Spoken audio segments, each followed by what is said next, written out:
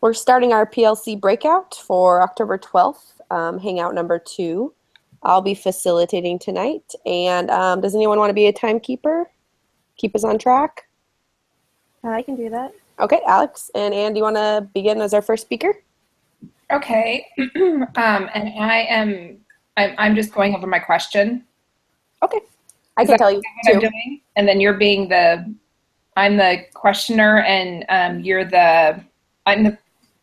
and you are sorry.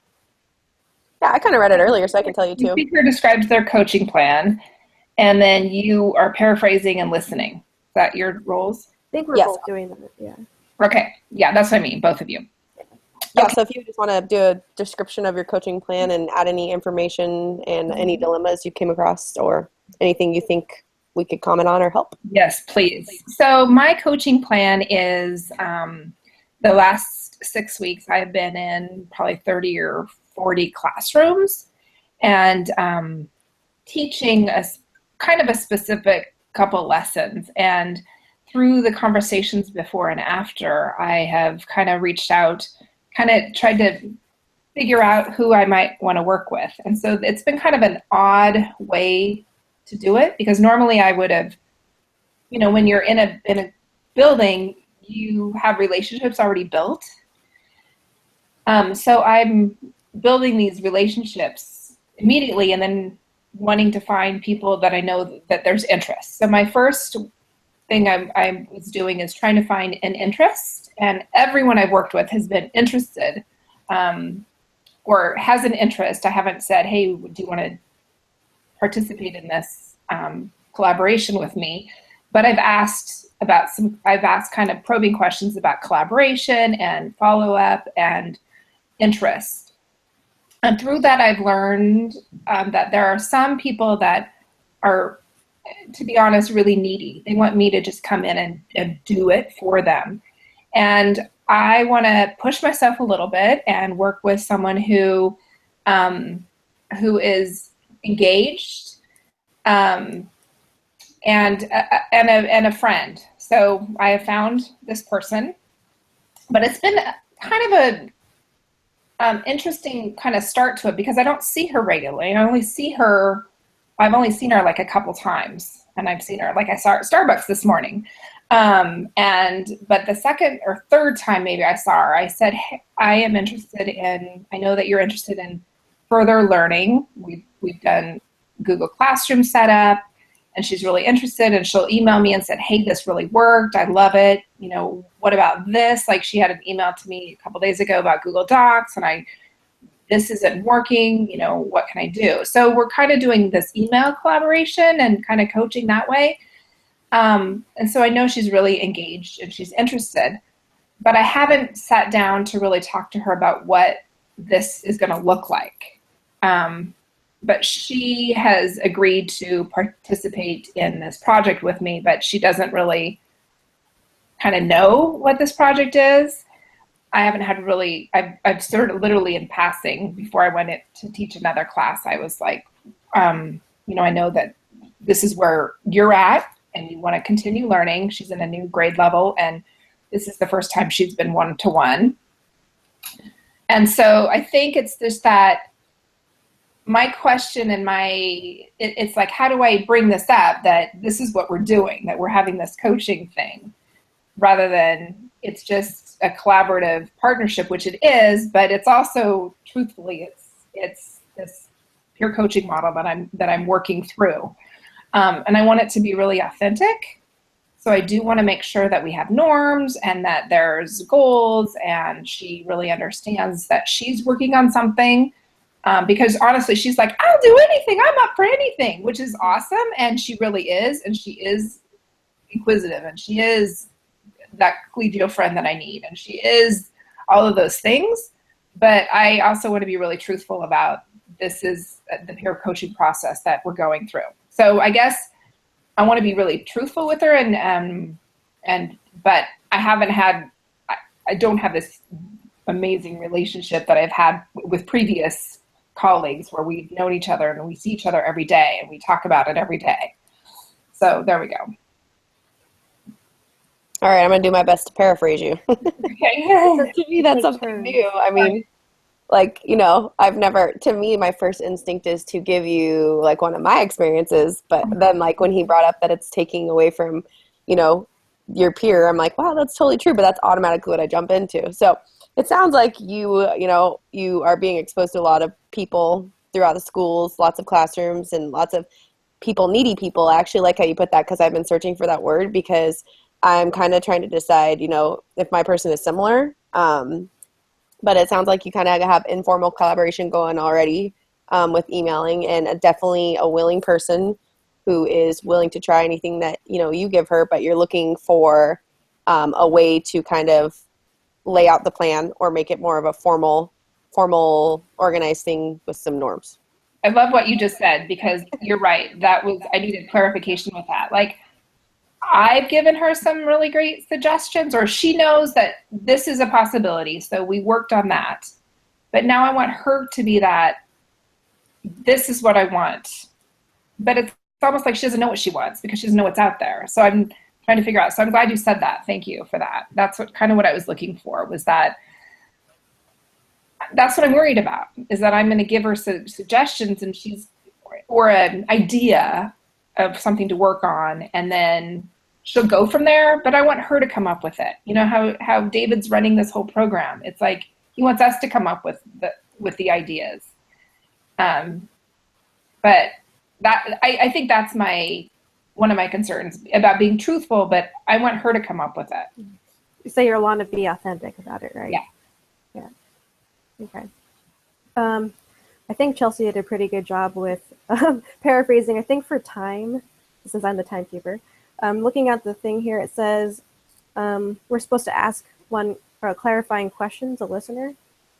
So, and then you would answer it. So I guess you want to take a second. I think we'll think about a question for a second and ask you, I guess. I have a question, Anne. Mm-hmm. Have you actually sent out a formal invitation to sit and meet and go over what this may look like? No, last week, a couple of days ago, we talked, but this week so I talked to her on Monday. Yeah, I talked to her on Monday and got the kind of the okay, but she's in conferences this week, and I said, let's talk next week. And so that's when we're going to and that's why I'm kind of in this, like, I haven't officially sat down to talk with her, and that's why I'm questioning the authenticity of it, because I'm sure once we sit down and we really hash it out, I think it's going to be fine, but it's that I haven't formally talked to her about it. So yeah, that's a good question. Go ahead, Alex. Oh, so do you have what are your ideas for how to approach it with her, I guess? Well, I think I'm going to be probably just really honest to say that I want to go through this peer coaching process, and and I did say that she's incredibly willing and interested, and she knows that. She's like, yeah, I'm up for anything. So I think I will do that. And I guess my apprehension about the coaching part is that our district just hired instructional coaches for each of the schools. And so I'm a specialist, and then there's the coaches for each school. And so it's like, we're trying to figure out what that means. The specialists and the coaches are getting together Friday, and we're trying to figure out what that means for our roles. And so I don't want to go over the coach's boundaries, that, whatever. But I think in this case, it doesn't matter. And I don't think she's going to care. But I think just because I'm new to the district and I'm new to the position, and the coaches are brand new, I don't want to overstep anybody's boundaries. And I don't think she's going to care. And her administrator's not going to care. And my administrator will love this. It doesn't matter. I guess that's another little bit of a concern. I guess like a probing question, which is our next step, kind of taking from clarifying to maybe a question we want you to think about. Has she given you like any indication just through like informal communication, maybe what like her area of interest is, or any kind of goal? I do know that she has literally the first day of school, we got her class set up in Google Classroom. And I'm actually a student in her class. And so I'm getting all of her questions and I'm seeing how it's working. And I've noticed that, I've said, hey, I can see you're asking questions and you've had a question and you've had an assignment. So I guess those will be the probing questions is, do you want to kind of grow this and put, I think she wants to do more interactive things. Like she's getting like one way, two way, but I think she wants to make that collaboration between her and her students more ongoing. And then she wants to turn it so then it's student to student. So I think it'll probably go in that direction of the writing and the writing within the social studies and science and using Google Classroom. So I'm having a feeling that's probably what it'll be. That's good because at least you can sit down and kind of have, you can lead it towards that direction if she seems to not be able to.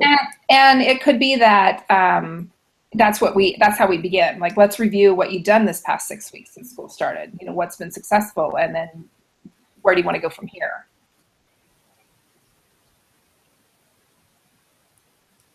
Alex, do you have any questions for Anne? Trying to think of the difference between a clarifying question and a probing question again. I can't remember where that went.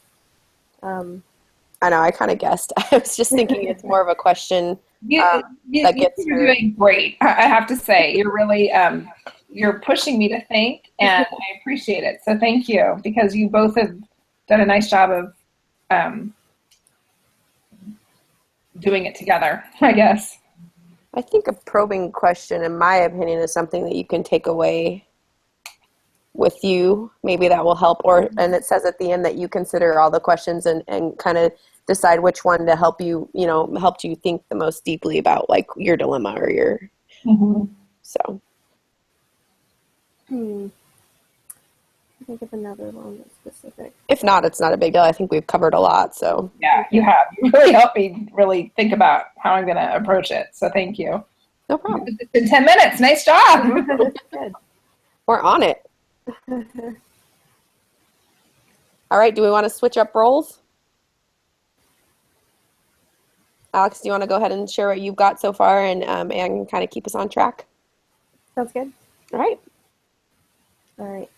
I think I'm going to talk about my process for finding someone to coach as well. I still try to narrow it down, but now that we've been talking, I kind of have an idea of who I want to work with. Because a couple of people who've approached me are more like, I'm new to the district and I want to learn all the new, technology, the programs and everything. I was like, well, that's not really what I'm focusing on. I'm focusing more on, the student outcomes part of it, not just teaching you how to, use like one notebook or something. I mean, that might be part of it. But so I think one of the teachers that I probably will choose is a 6th grade teacher. And she's really, really good teacher. And she's very on the ball and everything. And I think even though I don't have a strong personal relationship with her, because I didn't teach 6th grade at all last year, but I've gotten to know her over the last year. I think even with that, which is a little bit where I'd rather have someone I know better, but I think that might be something that I want to try to build that personal relationship, I guess. I'm not. I don't think that'll be too hard for this first coaching session because we kind of have one sort of already. But that's kind of one of my concerns is that I don't really know her that well, but I think she would be a good candidate. She seems really willing to try new things, and she's always she's kind of on the younger side, and like I always wants to do the best that she can. So over everyone else that I've talked to, I think should be the best person. I'm trying to figure out when would be the best. I think what I'm going to say. Best opportunity, like what? How? Yeah, I guess kind of like Anne was saying, like how to approach it in a way that's, like here's what we're going to be doing. I guess just being open and honest about it. But now that we've been talking about it, I think that's who I'm going to approach, and hopefully it works out that she can meet me around the same time that I can meet her. Otherwise, probably gonna have to choose somebody else. But that's one of my limiting factors. I'm only at my school 2 to 3 times a week. So that's another thing I have to get over. Pretty much it. And do you want to take a stab at paraphrasing since I already did it? Okay, Alex, so you are at your school just a couple times a week, and so one of your limiting factors is finding people that you can find time to meet with. And it sounds like you've talked to people, or people are interested in what you're doing, and so then they want to learn from you. And so you're trying to find that person then that can be that combination of like wanting to learn and grow, but then also someone that you can work with. And your apprehension of her not knowing her as much is something that you've considered, but that you know that she's really willing to try new things. Yeah, that seems about right. Yeah. That sounded good. Trying to think of a clarifying question. Yeah, have you thought of, well, I guess that's more of a probing question, but is she's at, sorry, how many schools are you at? I'm at 3 schools. You're at 3 schools. 2 to 3 times a week I'm at that school all the time, and the other times I go between 2 schools. So Okay. I teach 10 classes a day. I only have a 30-minute planning period and lunch, basically, or before or after school to work with. So your time is limited. yeah. I guess my thought would be for a probing question is, do you have a second choice, or if your schedules don't work out, do you have someone else in mind, or? Yeah, there's 2 other people that I could work with, or even I think I talked to you before, Chelsea, my co-teacher, Randy, who's I worked with him every day, all the time in PE. And I think I definitely have a really strong relationship with him, but I also kind of want to branch out of PE and work with a classroom teacher, but he'd probably be the best second choice, I would think.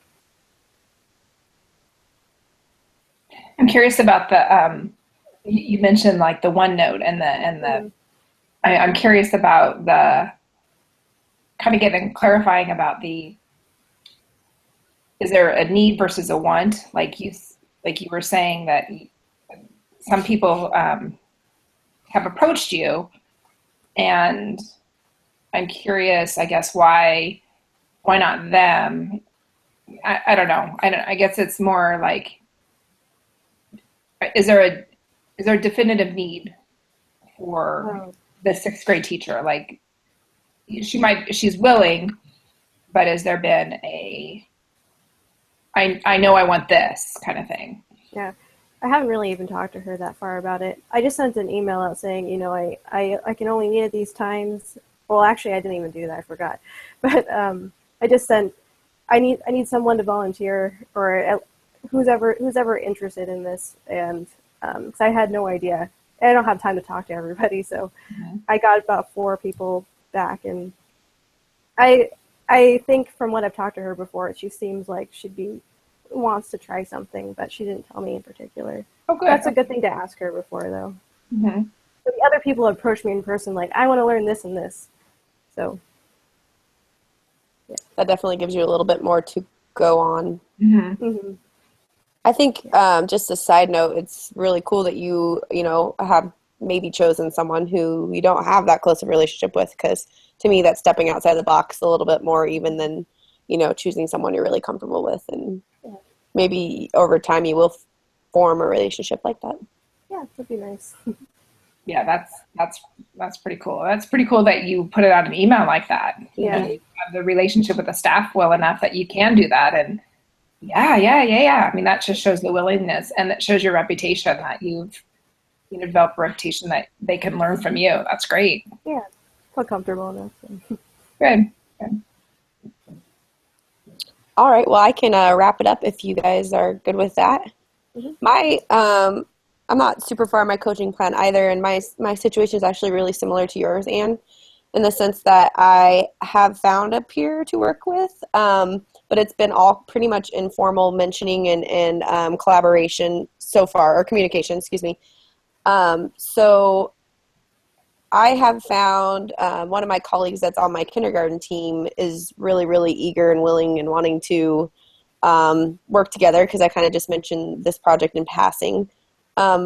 But to take a step back, I haven't even really met with my administrator yet, because I noticed that was the part one for the coaching plan. But I was kind of having trouble getting in with her because she's super booked. So first I was having trouble with that. But I guess my thoughts and my dilemma with my peer is I don't think she really has a goal in mind, kind of like what you were saying, Anne. But I do think she sees it as, it's not necessarily like the needy aspect we were kind of talking about, but definitely like, teach me everything, you know. Oh, I want to just technology in general. I want to, use the iPad. I want to do this and do that. So I think it'll be really nice to set up something formal and, really line out some goals with her and decide what learning outcome we can both kind of decide on, because it's so general right now. I'm feeling a little overwhelmed in that sense. And I kind of have a feeling that I'm looked at in that expert role that we've been talking about, which I don't want to be seen as that. So it will be nice to kind of set up roles in the sense that, that we're not really experts. We're just here to learn and collaborate with them. So.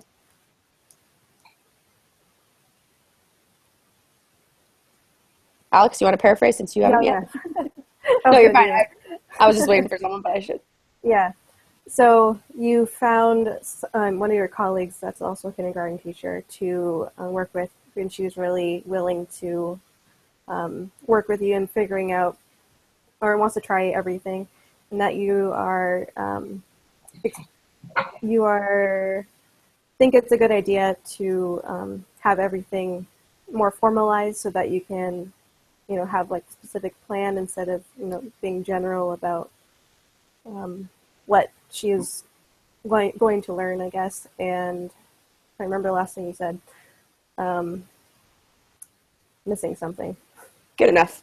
Okay. I feel like there's something at the end that you said. But no, that sounds about right. I guess, I don't know if you guys felt this way, Anne. You do this a lot, so maybe, but I've never actually considered, especially if you're working with someone you're close with and have a relationship with, like actually establishing norms. When I was reading that, in the chapter we're reading, like, it makes sense, but it's, I don't know, do either of you, if you've done that, ever feel like that's awkward if you know the person, setting norms? I remember, so I went through this through my school district. I was trained under this exact model a few years ago. And I remember the woman that I worked with, she was a colleague, very friendly colleague, but not someone that I hung out with. And I remember when we met, we just talked about we talked about the logistics mostly, and that ended up being the norms. Like, we're going to meet every other week for 45 minutes or an hour or whatever. And so, we were really, at the time, I was like, we need to start on time, we need to end on time, and then we need to make sure we do stuff in between to make sure we meet our goals. And those ended up being our norms. And I don't know if I said those are our norms or we discussed those as norms, but it ended up being more of like a logistical thing that we need to get out of here. We need to put them on. Let's put them on the calendar. And then we've got, and at the end of the meetings, we'd say, okay, between now and then, this is what you and I are going to do. And I feel like that's kind of how now I work. We have to have that established of, okay, what next, and what are our goals next. Well, thanks for that input, because it seems like a more informal, like I never thought that they might just kind of establish themselves. Like in the book it said, we'll both have our cell phones off, and just like super like formal explicit norms. Yeah.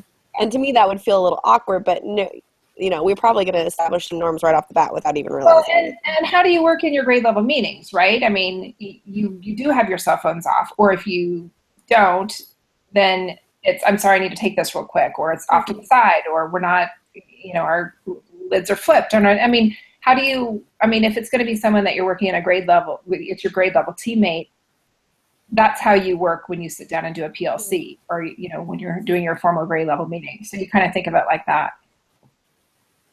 Makes sense. Like that's something we tend to do naturally because like professionals, you kind of, it's what you do to be respectful to the other person's time and everything. I was going to ask, your probing question that you asked me was really good. And so I wanted to kind of follow up with that with, what do you think some of your probing questions will be for her? If she sounds like she, just to clarify, I'll do two at once. It sounds like she wants to learn a lot and she is willing, like Erin, what do you think some of those questions you might ask her? You know, how are you going to kind of help her narrow it down without you, you know, guiding her, and, you know, is it going to be maybe a partnership, like I'm going to do this and you're going to do this, or, you know, what do you think? Is that something that you would consider? Yeah, that's a good question. I guess I might just start off saying, you know, I know you want to do this. Mm-hmm. What are you comfortable starting with? Mm-hmm. Because I do think, first of all, we're in kindergarten, so we're not using a ton of technology in the classroom, and we're certainly not more than one device. So we have to figure out something that works with a one device. And then I guess, I don't know, maybe asking her what, you know, I wouldn't want to say weakness, but what she wants to improve on the most, or if there's a specific content she sees in her room, you know, I don't know, or maybe starting with an educational goal and then seeing how we can integrate a little bit of technology into that. Or my other thought would be just to start with basic, you know, technology introduction into the classroom. So I could see it kind of going either way. I don't know which one is better. We've been talking a lot at our, we have a new, I feel like I need to get background. We have this new curriculum director, and she's basically coming in and revamping the district. And she's starting with the specialists and the instructional coaches. And so we've been talking a lot about, we have so much curriculum, and we have the technology with that technology, but no one's talking to each other really. And we're not thinking about best practice. I'm thinking about it because I'm coming from, I've only been, I know, I mean, that's what all we did is, that's all we talked about in my previous school district was best practice. What's the best practice? What's best practice? So now that's on my mind, because anytime I hear curriculum, I think it's the stuff, it's the technology, it's the Chromebook, it's the iPad that people have. So I think it's really, that's how I need to word it, is when I think about those kinds of questions is, okay, what's best practice? What do you want students to do and learn from this? And then what's the best practice to get there? And then, oh, by the way, we've got this one iPad in the classroom, or we have the classroom of Chromebooks, or that sort of thing. So I'm trying to almost get away from the technology first. Mm-hmm. I like that. Yeah. One of the resources, I don't even know because we see so many throughout the week, but I think Renee had an article that it was something like that. You know, the woman said, hey, let's stop talking about technology and let's start talking about teaching. And like, that's so important to me to remember, because I do get wrapped up in just technology aspect sometimes. And what's that look like if you just take a step back and focus on best practices and, you know, eventually integrate the technology that fits with it. Mm-hmm. You put that in a really good way, so I'll have to keep that in mind. Yeah, me too. I like that. Well, we've gone over slightly, 6:30. If you guys want to just debrief really quick, they left us with a few questions to think about. I don't know if we all just want to pick one or kind of just do a quick minute wrap up, but I think just involving the protocol we just did with the practicing the communications, what was helpful to you guys? What was difficult? How could you use this in another setting? Or if you just like to give any feedback. Yeah, I'll go first. I appreciated that we followed the protocols, that we had the time, that we each had our role and we followed that role, and we had the paraphrasing, the clarifying, and the probing. I'm glad we stuck to that with all three of us. And then what I took out of it for the was that it clarified more for me, being able to,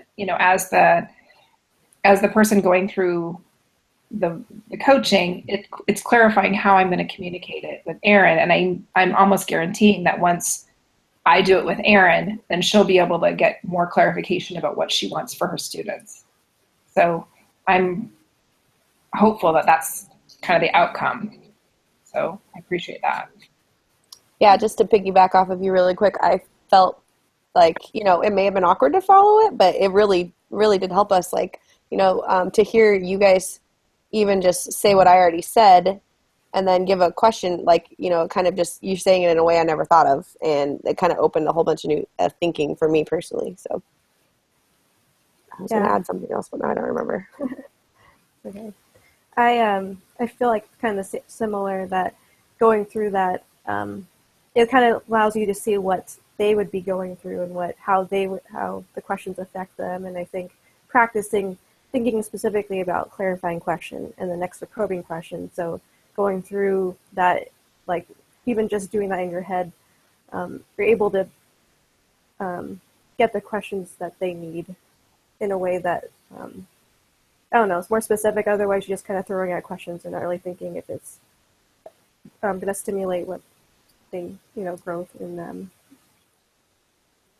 I appreciated your guys' modeling too. I know when it came to the paraphrasing, I have a tendency to always start with, it sounds like, and you were both very direct, like you are here, and it definitely gave me like a different way to paraphrase that doesn't sound so redundant and like it sounds like like maybe I not quite understand what you're saying, but so I liked how you guys were both really direct, and that'll help me in the future. Yeah.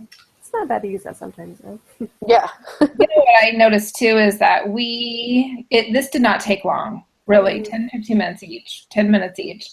And I feel like I am so out of time. I'm running between schools, or I see someone in the hall. Like I just saw Erin, like I was meeting with Erin's, person who was next to her in her class.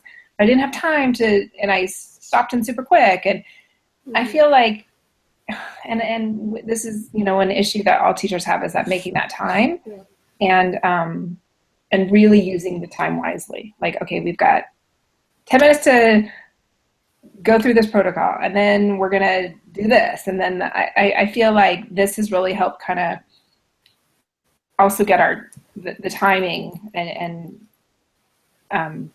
helping us work through a meeting time. If we have 45 minutes, this is what we can get done. I agree. Succinct, yeah. I found it kind of shows, like, my first thought would be to go in and have a really informal, just open chat, but it kind of shows you just a little bit of organization. It really is pretty efficient and kind of gets. Yeah, you don't need the informal chat. Let's do it. Get to the work. Yeah. Mm-hmm. But it didn't sound, like it was super set up. I mean, it was our first time, so we kind of had to use the actual words, but you can use the organization but not seem like it, in my opinion. Yeah, exactly. Yeah, absolutely. All right. Well, if you guys are satisfied, we will cut this off. Any other questions to end with, or? Yeah, that was really helpful, though. Yeah, I appreciate it. I'm more excited now about the process. So thank you. I've noticed this semester, every time I get off a hangout or something, I'm like super stoked to start jumping into this stuff. So, yeah. All right. Well, Anne, thank you for joining our group. It went a lot better with 3 people than 2. Yeah. All right. Okay. You guys have a good night. Thanks. Good to see you. Bye. Bye.